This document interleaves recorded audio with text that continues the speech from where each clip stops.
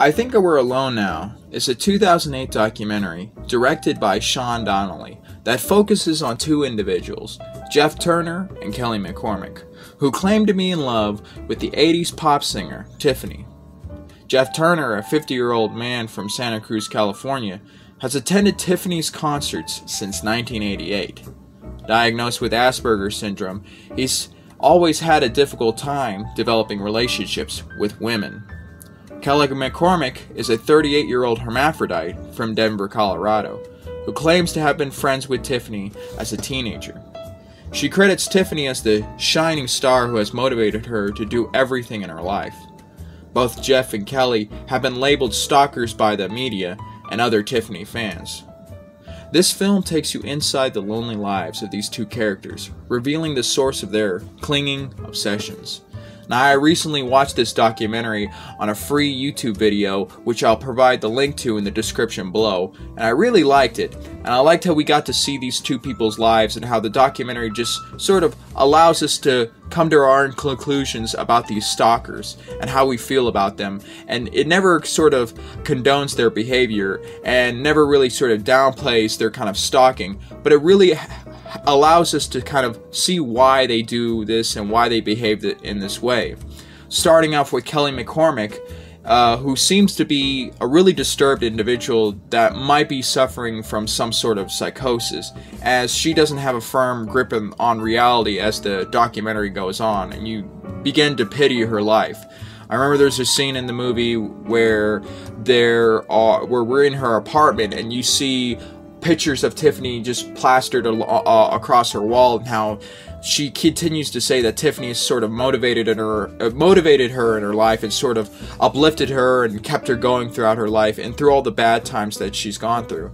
And I am sort of more sympathetic towards Kelly rather than Jeff Turner, who I will talk about in a minute, because Kelly seems to be really suffering from a severe form of mental illness, and you can tell that she grew up in a very bad environment. She probably was discriminated against horribly because of the fact that she's intersex or because she's a hermaphrodite, and that she's had to live a life of complete isolation and loneliness.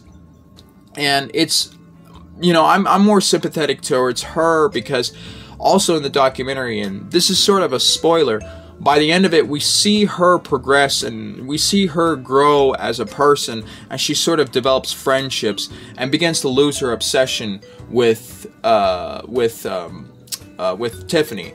And we kind of see her progress, and that's where I feel like in the documentary I can't really go. While I understand that her actions are pretty awful of stalking another person, I do kind of understand her case rather than with Jeff's case. And I hope that we one day get a follow-up documentary or a follow-up video talking about her situation and whether or not she's progressed or improved in her life.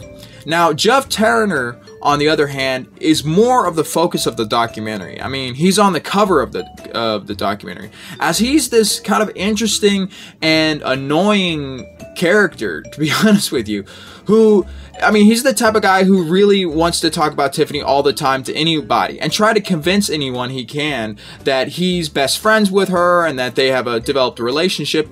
And the thing about him in comparison to Kelly is that he's more persistent in his obsessions. He's willing to go to all the concerts, all the events, all the signings, all the appearances, and really is just basically obnoxious in a way that he's constantly bothering these types of celebrities.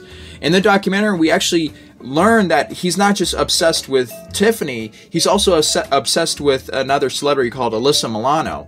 And I remember watching a separate video about him where he actually got onto the private property of Alyssa Milano's estate, and he had the cops called on him, and she had to set up a restraining order against him.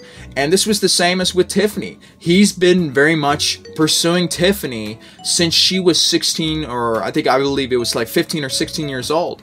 So he's been doing this for years, constantly.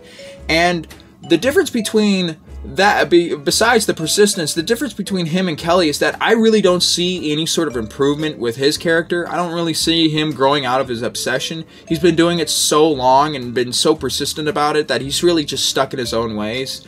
And also, he's not really that much of a threat as he's more of an annoyance. I remember there's a separate video where Tiffany was actually interviewed, and we learned that she has actually dealt with Jeff Turner for so long and realized that he's not really that much of a threat, but just sort of mentally challenged in a way that she's had to just gotta put up with him because he's always going to be at her events, always going to be at her concerts, and her bodyguards don't see him as a threat, as he's just there all the time. And that's what's sort of interesting about Jeff Turner's case, is that, again, he's just a weird character that won't stop doing this. He's also got these other weird obsessions. He's into conspiracy theories. He's into radionics, which I believe is alternative medicine.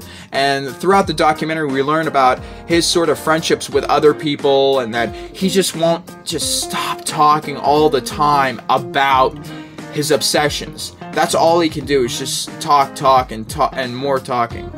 The documentary is directed pretty well by Sean Donnelly. I think he did a really spectacular job of really covering these two individuals without us having to, without us having to sort of, I guess, in a way, sympathize with them too much. Now, I do sympathize with Kelly McCormick, but I don't really sympathize that much with Jeff Turner as a person, because I don't see him ever sort of growing out of what he's doing. And Sean Donnelly kind of focuses on that. He just allows them be who they are, and you have to come to your own conclusion. And that's what I love about the documentary.